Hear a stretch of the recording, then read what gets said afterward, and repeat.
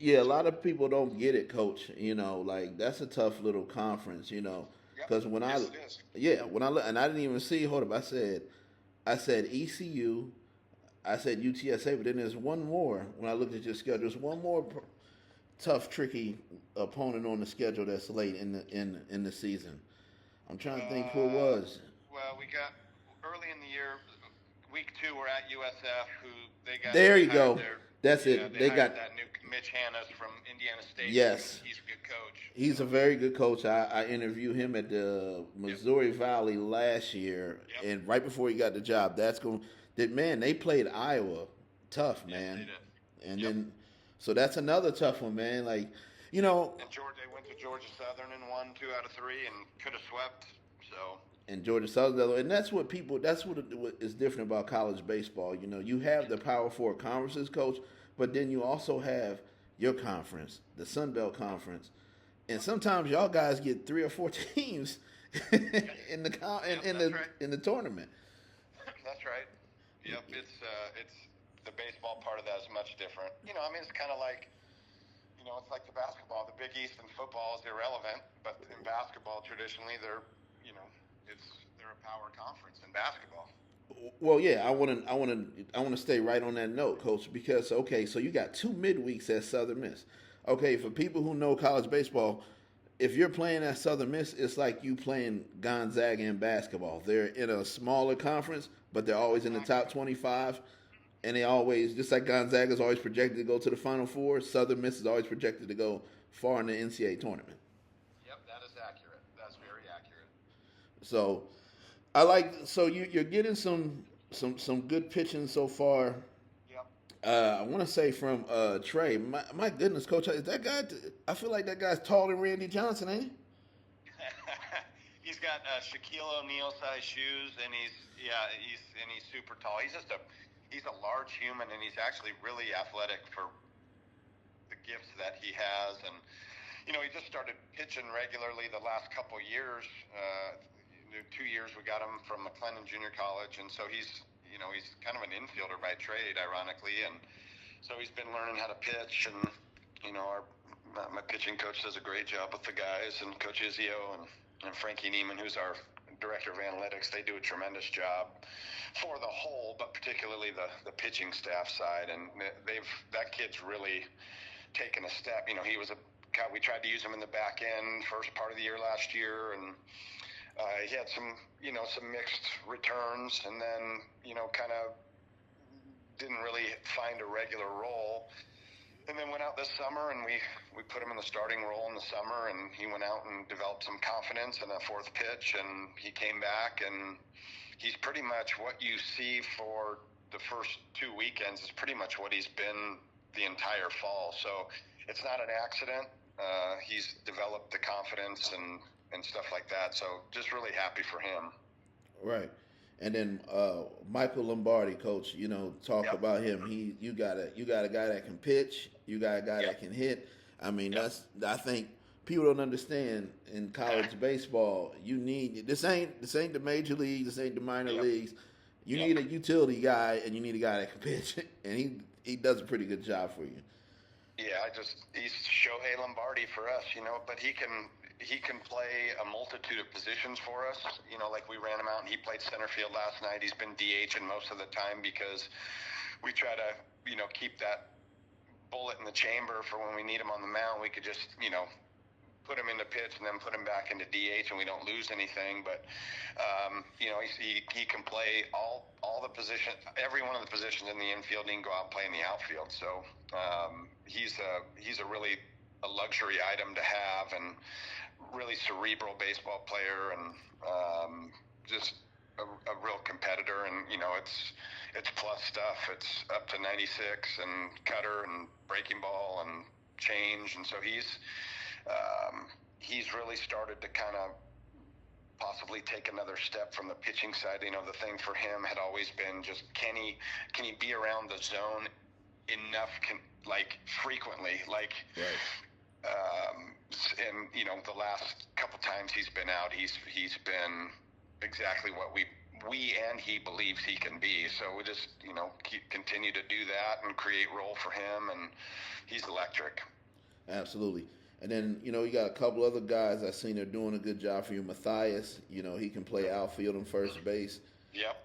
You got Gavin. Yep. Connor played good. Yep. I see so yes. far. And then I've been keeping up on Lynn. He seems obviously he's a great outfielder. He seems a little slow, but I'll never forget that home run last year. So, yeah. Go ahead, Coach. Go My ahead. bad. No, my bad. No, go ahead. Go ahead.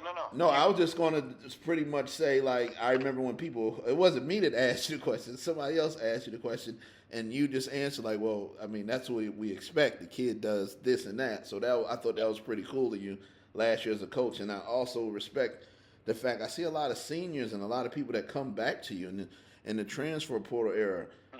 What have you done, man, to just kind of keep people to just keep that genuine loyalty, man?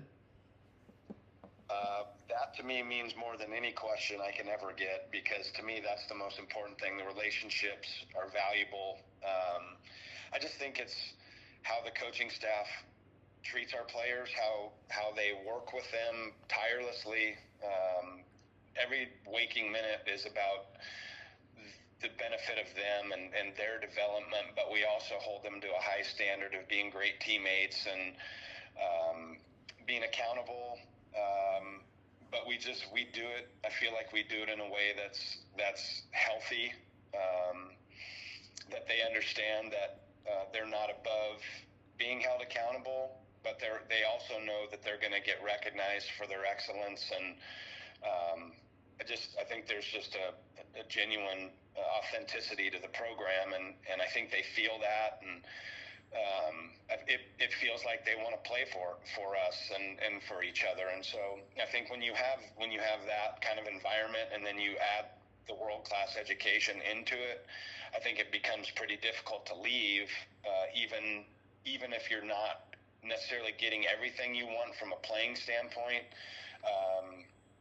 Just the way you're treated and the way the academics are, and I think it's just we've been fortunate to keep our guys and really not lose a bunch of guys to the portal. So very proud of that, and I don't take that for granted. I want to make sure that we continue to operate in a way that our players can thrive and our players can develop and learn, and in a safe space, but also in a challenging environment too. So it's always kind of that's a delicate balancing act. So, but I think that's a holistic approach we take as a staff, and I think the players really feed off that. And then, to your question about, you got, Rasmussen is, doing what he does. And like you mentioned, a couple other guys, Matthias Haas, he's a Swiss Army knife. He could play a bunch of positions, right? Which allows us to, we can make moves and match up our bats against their, the opponent's arms and not lose anything defensively. I think that's really been the difference this year. Has been we have a lot of interchangeable pieces and guys that can do different things, left-handed, right-handed. So when we, sometimes on teams you match up, or you don't match up because you don't have, like, let's say, you try to match up offensively, but you lose defensively, and at the end of the game, you want to try to have your best defense on the team. And sometimes when you don't have the luxury of having any defenders or interchangeable pieces, sometimes as a coach, you're hesitant to make decisions that you might otherwise make if you had options. And I feel like we have so many options that we're able to match up, and so you get a lot of different guys on the field. We've got a lot of guys developing roles. Gavin Scholl's, 2-year team captain. He's been voted by his teammates. I don't pick those. The staff doesn't pick those as captains. The team votes on those, and he's been selected 2 years in a row, and he's just really the glue of the program. And Kaikea Harrison has played a tremendous shortstop. He's been fantastic and runs great at bats. And so we just kind of have, I don't think we probably won't have, like last year, I think we had 5 guys have double-digit homers. I don't know that we'll have 5 guys with double-digit homers, but I think what you're seeing in the early going is an offense That's mostly difficult to strike out, and if we do strike out, it's going to cost you pitches. We're going to walk. We're going to get hit by a pitch. We're going to double. We're going to single. We're going to two-strike hit. We'll be able to execute. So we're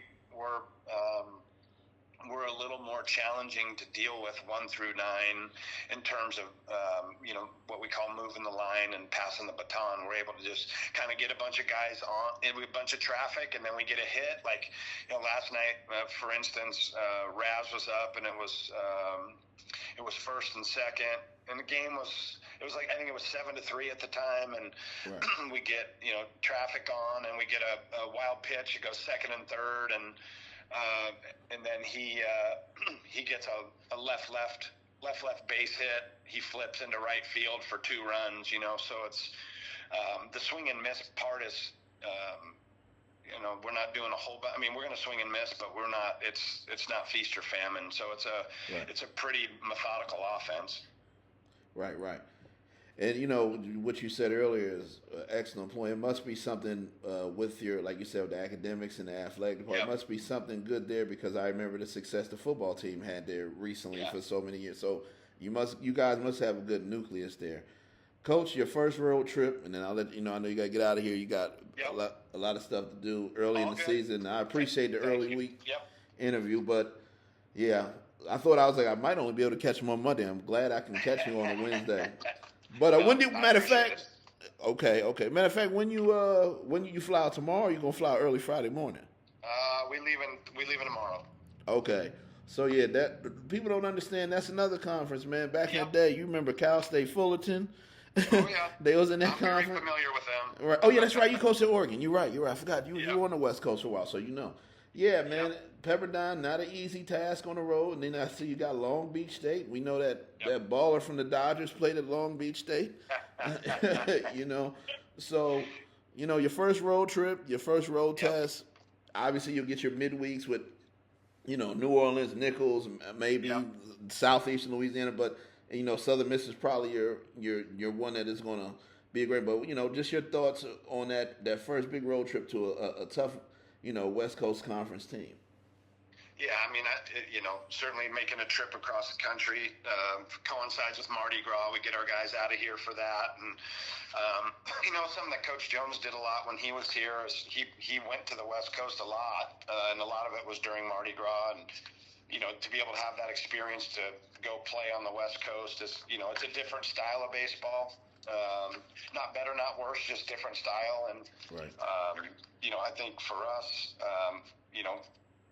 regional teams and host regional teams win on the road, and so I think our players relish the challenge to go on the road and kind of be insulated against everybody else and have the opportunity to prove that they're a team worthy to be dealt with by winning on the road. I think winning at home, I think most people for the most part got that down pretty good because it's home, but we really like the opportunity to go out and prove we belong by being on the road. So we'll see. We got again, like you said, 3 at Pepperdine. I think they're 0-8 now. I think they lost again on Tuesday, but they've gone through a coaching transition, and so they're trying to figure it out. And I feel for them, like in terms of we were there in 2023, and so I know what they're going through. But like I told our players, nobody felt sorry for us, and they tried to kick our butts, and we're not going to feel sorry for them. We're going to do everything we can to play the game of baseball well and win each day. And then we get the opportunity to go to Long Beach, which I grew up watching a lot of Long Beach State games as a high school kid, and so played on that field many a time, and so being home in front of friends and family for me is always special, and so we'll look forward to that opportunity to play 4 games on the road and then get back home for another extended home stretch. What a program Long Beach State is, man. Yeah, and that Pepperdine hasn't lost to bums. They lost to a Big 12, Utah team, Long Beach State, and San Diego State. So, all right, Coach. I appreciate your time. Because during the season, I know midweeks are hard. I'm glad I got to catch you, and I will definitely try and catch you at home this year. If not, I'll catch you at one of those Road Series, and I look forward to speaking with you down the road. I think you've done a great job with the Green Wave, and I appreciate your time as always. Thanks, Anwar. I appreciate you anytime. All right, have a great one, Coach. All right, man. Thanks. See ya.